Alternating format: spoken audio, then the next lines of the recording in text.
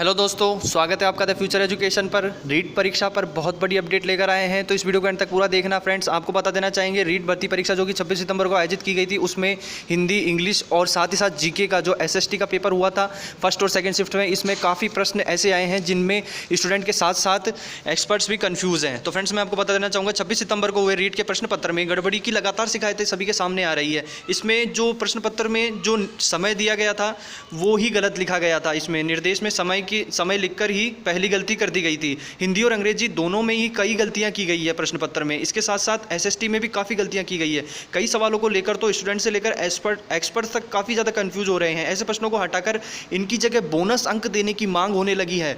तो फ्रेंड्स, इसमें मैं आपको आगे की डिटेल दे देना चाहूँगा। हिंदी प्रश्न पत्र में दोनों लेवल में कॉमन सवाल पूछा गया था, आप सभी को पता होगा, लेकिन उत्तर अलग अलग थे। उसमें हिंदी भाषा के लेवल फर्स्ट और लेवल सेकंड दोनों में ही एक प्रश्न ऐसा था जो कि दोनों ही प्रश्न पत्रों में दिया हुआ था। दोनों लेवल में बोर्ड ने प्रश्न के विकल्प अलग अलग दे दिए, लेकिन उत्तर तो लेवल सेकंड परीक्षा में प्रश्न के आगे लिखे ऑप्शन में से एक ऑप्शन सही था। वहीं लेवल फर्स्ट की जो परीक्षा हुई थी यानी इवनिंग शिफ्ट में, उसमें परीक्षा में सवाल तो सही पूछा गया था यही का यही, लेकिन उसके उत्तर के ऑप्शन अलग दिए गए थे। स्टूडेंट के साथ साथ एक्सपर्ट्स भी कंफ्यूज हैं। इसमें कुछ स्टूडेंट्स लेवल फर्स्ट के इस पेपर के प्रश्न के विकल्प को गलत मानते हैं, तो इसमें एक ऑप्शन को सही माना जा रहा है सब्जेक्ट एक्सपर्ट के द्वारा। तो इसमें जो बोनस अंक है उसकी मांग उठ रही है लेवल फर्स्ट में। प्रश्न था इसमें जो डॉक्टर चंद्रा वाला, इसमें लेवल सेकंड में हिंदी भाषा फर्स्ट में यह सवाल पूछा गया था कि डॉक्टर चंद्रा अदम्य साहस की धनी थी, तो वाक्य में प्रयुक्त साहस वाक्य किस व्याकरणिक कोटि का है। इसके लिए विकल्प में अव्यय, क्रिया विशेषण, भाववाचक संज्ञा और गुणवाचक विशेषण दिए गए थे। लेवल फर्स्ट में यही सवाल इस तरह पूछा गया है, डॉक्टर चंद्रा अदम्य साहस की धनी थी, वाक्य में रेखांकित शब्द में विशेषण क्या है। विकल्प के रूप में परिणामवाचक, संकेतवाचक, व्यक्तिवाचक और गुणवाचक दिए हुए हैं। इसमें व्यक्तिवाचक और गुणवाचक दिए हैं, इसमें भाववाचक का विकल्प ही गायब है जबकि, तो इसका उत्तर भाववाचक संज्ञा ही था। ये तो निश्चित रूप से श्योर है। लेवल फर्स्ट में उत्तर के ऑप्शन सही नहीं है। यह प्रश्न कक्षा 8 के कोर्स से लिया गया है फ्रेंड्स, तो इसमें साहस शब्द में भाववाचक संज्ञा ही होता है, न कि गुणवाचक विशेषण, तो इसमें यह ऑप्शन ही नहीं था। लेवल सेकंड के प्रश्न पत्र में द्वितीय भाषा हिंदी में भी कारक के एक प्रश्न को पूरी तरह स्पष्ट नहीं किया गया है। मैं आपको बता देना चाहूँगा आगे फ्रेंड्स, इसमें मैं कलम से किताब लिखता हूँ ये एक प्रश्न था। वाक्य में कर्ता, कर्म व करण कारक हैं। विकल्पों में भी कर्म और करण दोनों हैं, इसलिए इनका भी बोनस अंक देने की मांग उठ रही है क्योंकि शब्द को रेखांकित ही नहीं किया गया। तो इसमें निश्चित रूप से आपको बोनस अंक की मांग उठने लगी है। हिंदी के वाक्य में मनुष्य अंग का कोई मान ही नहीं है फ्रेंड्स। एक प्रश्न था जिसमें लेवल फर्स्ट के प्रश्न पत्र में वाक्य के मनुष्य अंग कितने होते हैं प्रश्न किया गया था ये, तो हिंदी में वाक्य के मनुष्य अंग का कोई विधान ही नहीं है, जिससे निश्चित तौर पर स्टूडेंट कंफ्यूज है, एक्सपर्ट्स भी कंफ्यूज है इसमें। तो यह प्रश्न गलत है, एक्सपर्ट्स का ये कहना है, तो ये डिलीट होना चाहिए। हिंदी के पाठ्यक्रम में उपचारात्मक शिक्षण को उल्लेखित किया गया था। प्रश्न पत्र में विशेष रूप से फर्स्ट लेवल में निदानात्मक शिक्षण के प्रश्नों की संख्या अपेक्षाकृत ज़्यादा रही है। इससे स्पष्ट होता है फ्रेंड्स कि इसमें अंक विभाजन असंगत था, क्योंकि इसमें जो आपके निदानात्मक शिक्षण है उनके प्रश्नों की संख्या काफ़ी ज़्यादा रही थी। साथ ही इसमें शिक्षा शास्त्र की तीनों इकाइयों के प्रश्नों की संख्या अपेक्षाकृत काफ़ी कम रही थी। लेवल सेकंड में बुलेटिन बोर्ड से संबंधित प्रश्न पूछा गया था। निश्चित रूप से 2 विकल्प इसमें दिए हुए थे उत्तर में।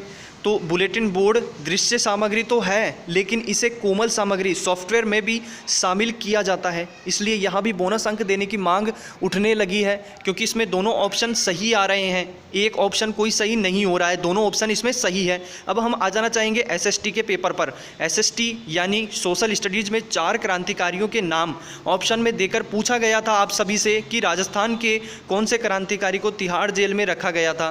इसके ऑप्शंस में आपको जो ऑप्शन दिए गए थे वो थे केसरी सिंह बारेहट था एक, और दूसरा था प्रताप सिंह बारेहट, अर्जुन लाल सेठी, और चौथा ऑप्शन था गोपाल सिंह खरवा। तो इनके नाम दिए गए थे। ज़्यादातर किताबों में फ्रेंड्स इसमें गोपाल सिंह खरवा को ही अजमेर की टोडगढ़ जेल में बंद और नज़रबंद रखे जाने की जानकारी मिलती है। तो निश्चित रूप से यह प्रश्न कन्फ्यूजन पैदा करने वाला है। इतिहास के एक्सपर्ट्स कहते हैं इसमें कि राजस्थानी ग्रंथकार जोधपुर की ओर से प्रकाशित प्रोफेसर BK शर्मा की पुस्तक है एक फ्रीडम मूवमेंट इन राजस्थान, जो अंग्रेजी भाषा में लिखी गई है।